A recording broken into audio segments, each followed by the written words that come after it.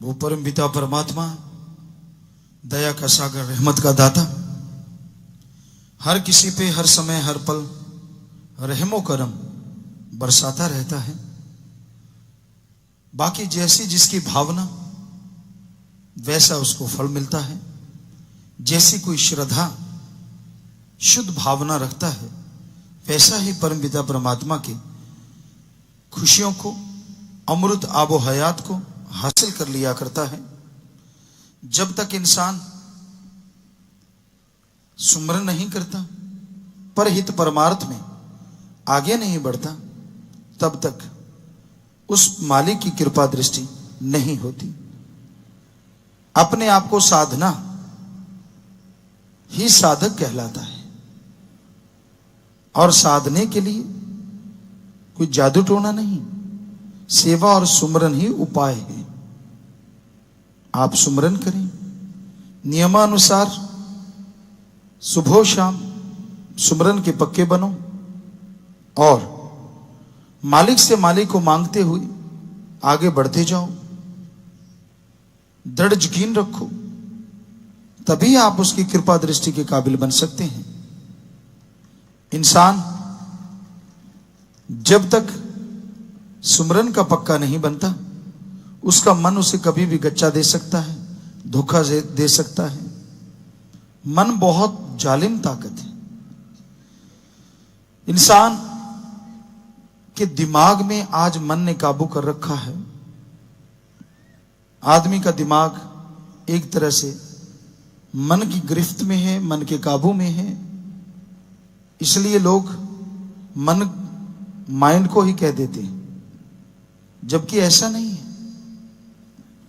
आदमी के शरीर में दो शक्तियां हैं। एक मन जो हमेशा दिमाग को गलत, गंदे, बुरे, नेगेटिव थॉट्स देता है। दूसरी है आत्मा जो हमेशा दिमाग को अच्छे, भले, नेक, पॉजिटिव विचार देती है। ये अलग बात है। संसार में रहते लोग जब तक सत्संग सुनते नहीं, सेवा सुमरन करते नहीं, बुराई में फंसे रहते हैं।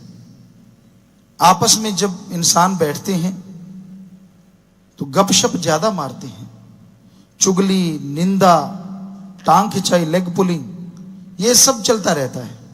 जरा सोच के देखिए, जब आप इकट्ठे बैठते कौन सी बातें करते, कौन सा धार्मिक ग्रंथ पढ़ते हैं आप? इधर उधर की बिना सिर पैर की बातें मारते रहते हो। जिससे क्या लाभ होता है? क्या आपको कोई फायदा होता है? नहीं होता। बुजुर्ग हैं, पुरानी यादें ताजा कर करके मजे लेते रहते हैं। ऐसा हुआ था उस टाइम, जवानी में ये था वो था। अरे ये टाइम गुजर गया, क्या उसका था या ना था? जो टाइम रह रहा है कम से कम उसको तो सही तरीके से जियो। गुजर गया सो गुजर गया।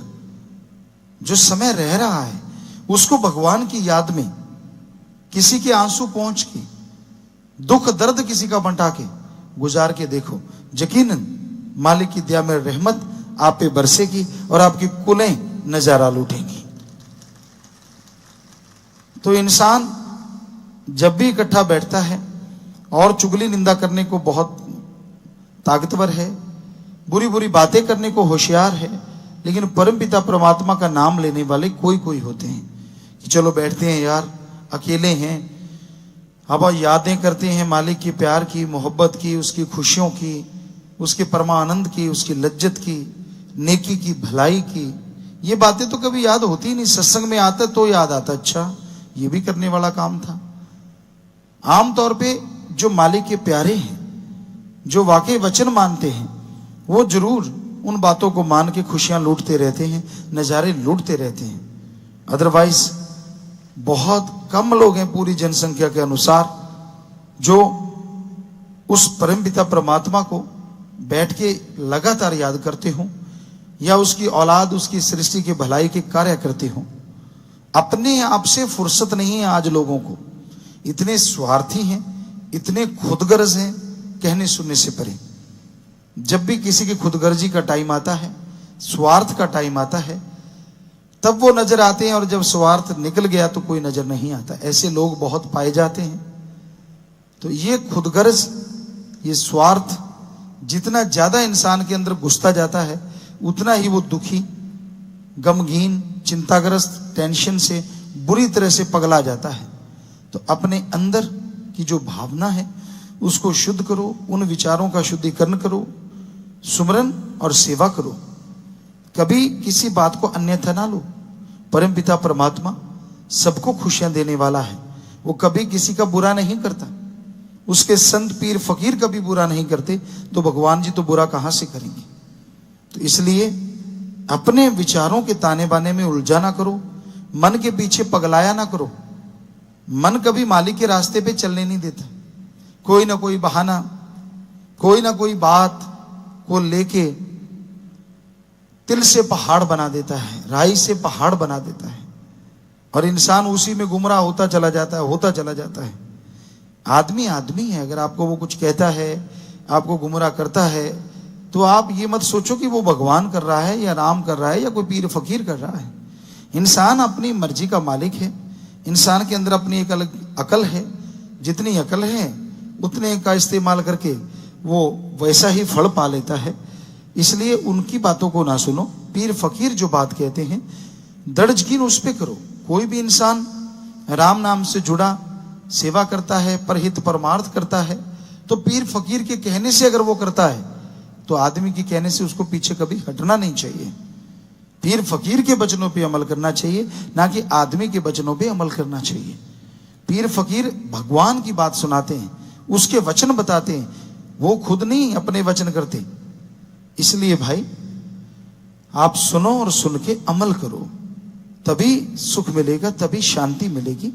संतों का काम सबका भला मांगना होता है। फकीर कभी अपनी बड़ाई नहीं करते, वो तो कहते हम खाकसार हैं। करने वाला अल्लाह वाहिगुरु ओम हरि गॉड है। उसकी भक्ति करोगे तो जरूर उसकी कृपा पात्र बनोगे। भक्ति नहीं करते तो मन हावी रहेगा, तरह तरह के विचार देता रहेगा। इसलिए अपने विचारों पे काबू पाना सीखो, सुमरन करो और सेवा करो। किसी की बात की परवाह ना करो। कोई क्या कहता है, कोई क्या करता है, क्या लेना है आपने। जो करेगा सो भरेगा। तू क्यों भया उदास कि तूने कोशिश कर ली उसको समझाने की, अब नहीं समझता, नहीं बुरे कर्मों से बाज आता, तो भाई क्या किया जा सकता है। जो कर्म करेंगे भरना तो उनको ही पड़ेगा। तो इसलिए परवाह ना करो, नेकी के रास्ते पे चलो, भलाई के रास्ते पे चलो। मन की ना सुनो, मन मतो लोगों की ना सुनो, बस नेकी के रास्ते पे चलते जाओ। यकीनन खुशियां आएंगी, यकीनन अंदर से सफाई होगी और मालिक के नूरी स्वरूप के नजारे नजर आएंगे। माँ बाप जन्म देते हैं, पालते पोसते हैं। बहुत सारे ऐसे इंसानियत के पुजारी होते हैं जो अपने माँ बाप का सत्कार करते हैं और करना भी चाहिए। लेकिन गुरु तो माँ बाप से अरबों गुना बढ़ के है। माँ के लिए बच्चा छोटा होता है तब फिक्र ज्यादा होता है। जब वो हिलता जुलता नहीं, बस अपनी जगह पांव मारता रहता है, तो माँ को बेहद फिक्र होता है। बच्चा थोड़ा बड़ा हो गया, खिलौने से खेलने लगा, कुछ ध्यान कम हो गया। बच्चा पढ़ने लगा, स्कूल में कितनी देर रहता है और ध्यान कम हो गया। बच्चा जवानी में आया, शादी हो गई तो और ध्यान कम हो गया। और फिर बच्चा ही माँ बाप को छोड़ देता आज के कलयुग में, तो नेचुरली ध्यान कम हो ही जाता है। पर गुरु के लिए बच्चा हमेशा बच्चा ही होता है। उसका शिष्य, उसे हमेशा लगता है कि अभी तो ये हाथ पांव ही मार रहा है, चलना तो इसने सीखा ही नहीं। चाहे वो शिष्य अपने गुरु को गाली क्यों ना दे, वो शिष्य बुरा क्यों ना बोले, फिर भी गुरु ही एक ऐसा होता है, इस जहान तो क्या अगले जहान में भी हाथ नहीं छोड़ता। जिसका एक बार पकड़ लिया हाथ, गुरु मंत्र की मोहर लगा दी, उसे गुरु कभी नहीं छोड़ता, कभी भी नहीं छोड़ता। भगवान से उसके पाप कर्मों का, उसके बुरे ख्यालों का हमेशा खात्मा करने के लिए प्रार्थना करता रहता है। गुरु की लिव भगवान से जुड़ती है और उस समय जो गुरु से लिव जोड़े बैठे हैं, सीधे डायरेक्ट वो भी भगवान से जुड़ जाते हैं। इसलिए लिप जोड़ के रखो, अपना ध्यान ईश्वर की भक्ति में जरूर लगाइए। अपने अंदर के ऐब गुनाह बुराइयां जो हैं उन्हें दूर करें। कहीं भी गुण मिल जाए उसे ग्रहण करें, अवगुण मिले उनसे हट जाएं।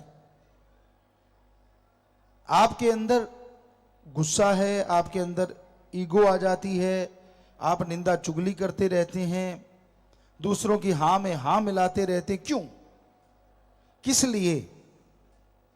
बात ना बिगड़ जाए, कोई टोक ना दे, या वाह वाह के हासिल करने के लिए। निंदा चुगली की हां में हां मिलाना भी एक निंदा करने के बराबर होता है। अच्छा है उसे रोक दो।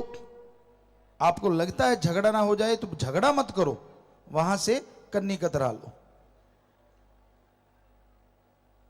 इस भंडारे पे सतगुरु मौला के गुणगान गाइए, परमपिता परमात्मा ओम हरि अल्लाह राम को याद कीजिए कि उस सतगुरु ने, उस भगवान ने हमें क्या से क्या बना दिया। बहुत साथ संगत 6 करोड़ में ऐसी भी है, बड़ा नशा किया करते थे, बड़े जुआ खेला करते थे, बड़े गलत कर्म किया करते थे, और जैसे राम नाम से जुड़े घर स्वर्ग से बढ़ के बन गया। ऐसा दुनिया में कोई नहीं करता। दुनिया वाले तो सुखी इंसान के पीछे पड़ते हैं कि इसको दुखी कैसे करें। जो सफलता हासिल कर रहा होता है उसके पीछे पड़ते हैं कि इसको असफल कैसे करें, इसका नुकसान कैसे हो। एक पीर फकीर ही ऐसा होता है जो हमेशा यह मांगता है कि मेरे मुरीदों को भगवान अंदर बाहर की तरक्की बख्श, मेरे मुरीदों को भगवान हमेशा बुलंद हौसलों के साथ आगे बढ़ा। धन धन सतगुरु तेरा ही आशा। सभी साध संगत जी से निवेदन है कि मेरा चैनल जरूर सब्सक्राइब करें जी। धन धन सतगुरु तेरा ही आसरा।